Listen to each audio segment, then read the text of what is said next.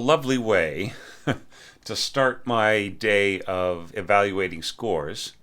Thank you so much for that, Thomas. It's really like a breath of fresh air. I mean, there are a few things to work on here, but what a really lovely expression. I think it's got so much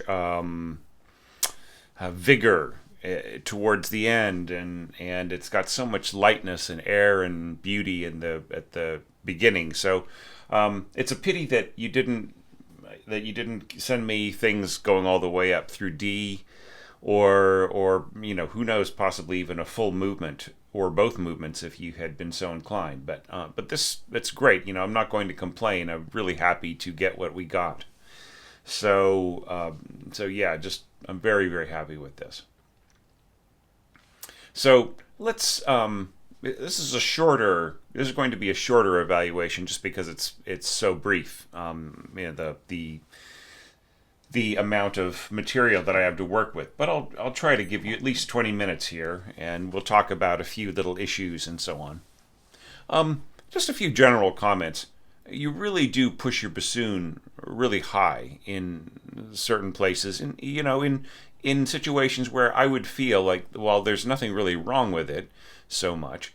It's not maybe the most, like, say high tenor bassoon doubling with first clarinet. It's not the nicest sound. Now, of course, both of those pitches are doubling the second violins. You might have gotten away with just having one clarinet there, or having clarinet and oboe doubling this. That probably would have been better. Since it's even though that's not the greatest register for clarinet and oboe to be in unison, since both of them would be in unison with the second violins, it's not such a big issue. So I just doesn't really feel all that great. But further on, your bassoon scoring is pretty much not too high. So let's start with our evaluation criteria. All right. The question is, does the intro set the mood effectively? And I feel it does, because you've got this kind of wonderful, sprightly, and yet in casual in certain other places kind of expression. And just having this very light, textured, but very full kind of wind sound at the beginning. I think that really is lovely. I really like how you have stacked it so that the first flute and the first clarinet more or less play octaves together, and then we've got the harmonizing elements sort of spread about, like our first oboe right underneath the first flute, and then of course second clarinet right underneath first clarinet, and then even adding a little bit more to the harmony is that third voice that's in the piano chords. So and you didn't fall into the trap of cutting off this sounding F in both places to just an eighth note, as it is in the score, right? Because of course the pianist holds down the note all the way through. So that's also fine. And then what could you have added to this? I don't think you really need to. You wrote out the turn exactly the way that you wanted it to be played, and you've got your ritardando there at the end, and so on. I mean, could you have added a little bit of crescendo here in the melody parts? I don't know. I mean, probably not necessary, because it's sort of built into the register as it climbs. So altogether, it looks fine to me, and I like the slurring and so on. So yeah, just no problems really. So I feel that worked out really, really well. Now let's look at the the next part here, going into the first statement. Does the melody start with elegance, I mean, I would say it is elegantly charming, right? Elegance doesn't have to be all about slurring and so on. It can also be, a light staccato and so on. Like here, I don't think you needed to go to a double stop or to divisi in the second violin part. I think that just the first violin having the B flat above and the second violin having the E below is sufficient, really. And then just keeping things very, very simple, horns in F, playing that G and the C basso horns. At least for this first page, you are pretty much playing. You're assigning pitches that, even though like there's a B natural here and an F natural there, those are still very common pitches that would be sort of half stopped or 3/4 stopped or whatever to get them to be, say, the right particular pitch, right, rather than the F sharp that the horn wants to play, right, or the written B natural that the horn wants to play, or B flat, excuse me, that the horn wants to play. So yeah, I mean, actually pretty good. Very, very simple and almost not enough, right, in terms of the natural horn scoring. I'm wondering if you had spent a little bit more time with it, if you could have found more depth here in the contribution of the horn to different parts, or further on, had you developed this more. I think it is a very cool idea to just have horns and bassoons working together here, and against this this sort of back and forth violas and cellos.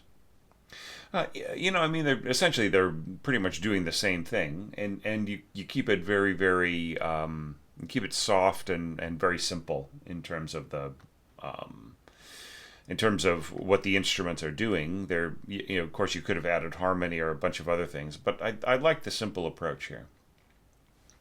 It sort of leaves everything very bare, right? So that like I can where some people added more harmonic elements and so on, I can really see the different parts of the transcription start to emerge with much more clarity, right?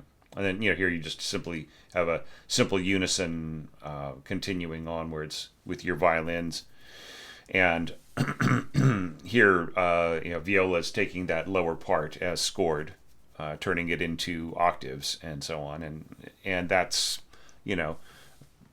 that ticks the next box in my criteria. Like, is there a natural transition to octaves? I feel so. I feel that it just emerges really beautifully, and of course with the first oboe doubling the violins, and then just adding this little sheen at the top of the flutes, and giving us a clear downbeat here, not slurring over it.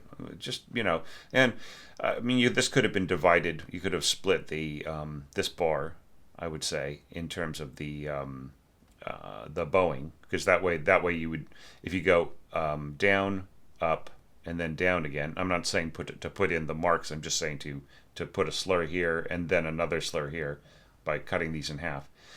Then then you get down bow, up bow, pushing into the meat of the crescendo, and then down bow on the diminuendo, right? Which is just more the way the bows want to give or give up energy. You have this certain strange thing here of slurring to the note head. I think slurring to the top of the stem is fine. I think it just looks aesthetically better, and it's easier to read on the players. So if you've been correcting this just because you feel it looks better, then I would say it's. I mean, I would rather have the stem of this A going the wrong direction than to read this as a player.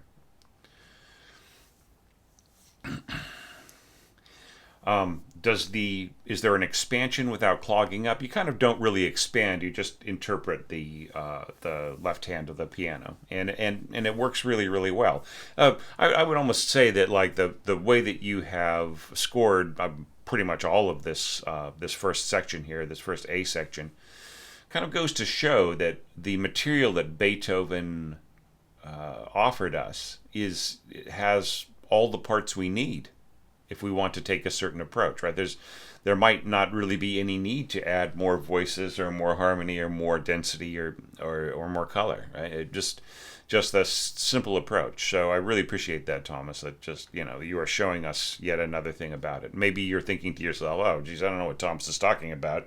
This is like the most straightforward and blunt and unimaginative way of approaching it. And I don't agree. I would say that you have a lot of freshness in the simplicity, right? So, and I would say also that you've got a really nice sound set on this, so that helps a lot. And this is nice here. Contrast with theme. So far, you have not had in the main in the beginning of the exposition, you've not had a clarinet featured line, and at the beginning there was so much stacking here, harmonically and thematically, that the clarinet didn't really speak for itself, right? So this comes off as a fresh color. So yes, we have a contrast with the theme. It feels fresh. Trading off, is there a contrast between the lines? Yes, there is. Is there harmonic support needed? No, there isn't, right? You just are really sticking to the piano score, and that's great. So, and look at just how effective this is. It just is really great. So you just take it up an octave so that you can have the flute play it right in its sweet spot, and then the clarinet can answer, right? So just like everything is set exactly where it needs to be. So I have no problems with this. About the only thing that I would say is maybe the leggermente words should be in here, right? And maybe a little bit of clarification that this is still first bassoon. I think it's pretty obvious that this is continuing to be first flute. Yeah. All right. Now going on to tying up, wrapping up the idea. We have a place where I have marked in my criteria emphatic color of line. Do we maintain the strength or let go of it? Do we have harmonic density setting up the next part? And once again, you just completely stick with the parts as scored in the piano score. So, and I really like the slurs, up, down, up, right? And then just simple down, up, down. You get rid of the slur that's in the piano part, and that's very, very wise, I feel. So this is nice.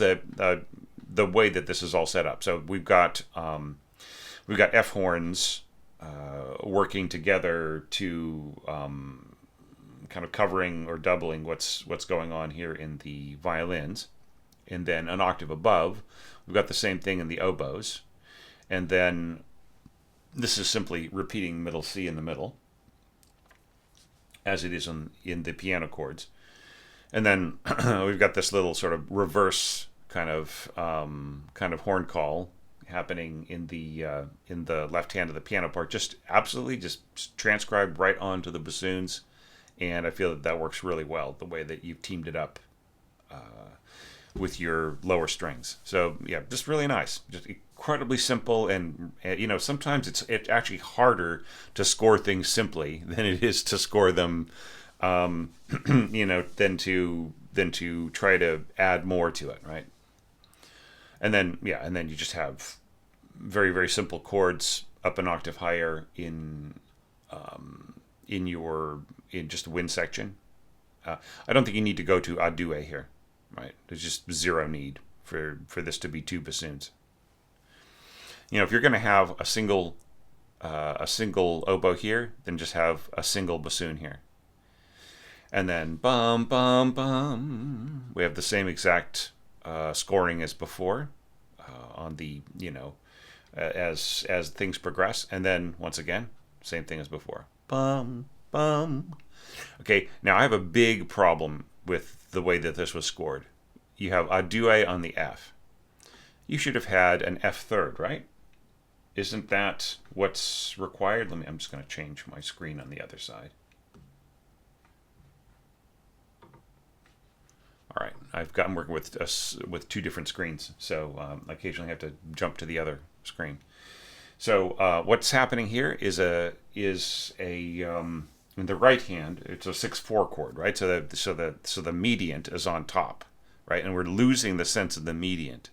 In fact, we are so losing the sense of the mediant that, I mean, where is the mediant? Right? Where's an A? Here we go. It's down here at the bottom, right? So just really watch out for that, right? And another thing too is I I felt sort of the hangover of this into a 2-beat note. Sort of robs the freshness of the clarinet coming back in, right? It's sort of like it drags, especially with this horn note right in here, this F. But the biggest problem is the lack of that A, right? Because it's A da da da da dum, right? Now you have the A written here in the sounding A written here in the clarinet, but the problem is that nobody's really listening to this note.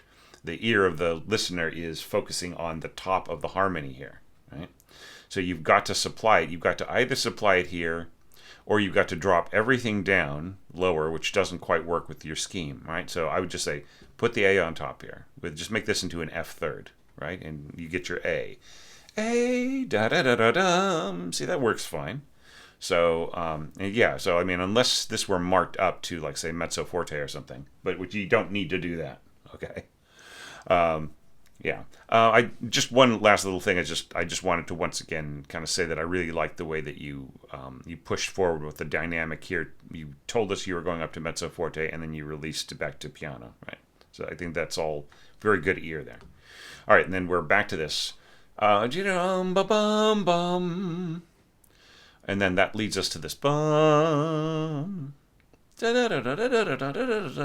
it's a nice kind of a transition here because you've got your Divisi violins below, Divisi first violins below, and then the as I said before, I was mentioning before how the bassoons, like the tenor register bassoon and the first clarinet, were walking down together. I mean, it's like there's nothing really wrong with it, like giving this A here, but it's just not it is, I would feel, a bit inelegant, right? Because you got this pinched tenor register kind of a note, kind of just a little bit falsetto, right? And then you got this beautifully smooth clarinet pitch that's right in the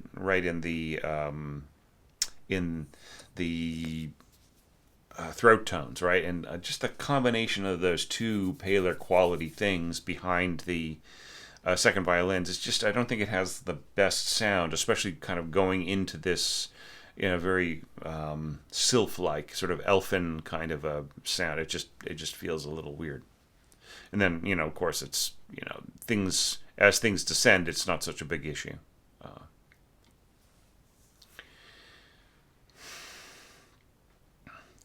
But yeah, you are thinking ahead to widening the gap here. I like the way that you are adding the elements. You are absolutely widening the gap as the harmony descends, right? And this is nice, the unison jumping up as you go to a due in your flutes. Okay, I feel that that's all pretty strong. Then we get to here. This is kind of nice. Everything sort of squashed together. You might easily have had a larger staff size and less staves per screen, right? And then here you just have this this massive triple unison, right? And the result of this, the way that it is scored, is that you're going to have a very thick, intense sound up there, maybe faster than you possibly were planning, right? If we look back, there's no crescendo being applied here, so you might think, oh well, just like everybody's going to play softly, right? But the problem is you've got this sort of bum ba bum ba bum ba bum ba bum ba ba. You have the very vigorous playing, right? And you're really kind of holding off on any warmth in the dynamics till much later, right? So I would say that if you added a little bit of strength here, right? Perhaps, then maybe it wouldn't feel so thick. It will feel thick, but it wouldn't feel so thick above everything else. I'll just repeat something I've said before, that the part that really needs to be accentuated is this whole A flat G, A flat G, A flat G. Do you know what I mean? That's the part. It's something that I was hoping that my orchestrators would score as in the horns as stopped and then open, stopped then open, stopped then open, right? So you get this because I don't think the entire chord needs to be accented, right? It's just that middle note. However, since Beethoven scored the actual left-hand chord, right? But if you think about the middle finger of the chord in the original F sharp major key, hitting the middle finger would naturally hit the middle of the chord with much more strength on that G double sharp, right? And then softer on when it was corrected back down to G sharp with using the ring finger, right? It's just built right into the hand. It's kind of a strange ergonomic kind of a note. But anyways, I mean, it's hardly even worth mentioning, I guess. So yeah, so everything is kind of stretched out once you've got like your template of how the harmony and how the spacing of everything is going to work out, your layout, you pretty much stick to it. You don't have trills. You have tremolo in the middle strings and a roll on the timpani, so we don't have that ba da da dum kind of idea, right? It's a shame. I think you could have put it in here or there, but I mean it's still okay. You could have had some of these top pitches, like maybe this D here, and the flute could have trilled, and maybe the oboe as well. But I really love the way that you've scored this. It's kind of nice. Like I would have been tempted to score this so that each of these parts, the higher parts would be all in the same string group, right? So this would be played by first violins with just the top part of these octaves, right? And then this would be played by the seconds with the lower part, and then I would have gone to if there was a need for these pitches to really be played and to really stand out by themselves, I would have just given that to the violas to play divisi, right? And just had the seconds come in here on this. But it's all right. I mean, there's nothing really wrong with it. It's just like proportional and so on and so forth.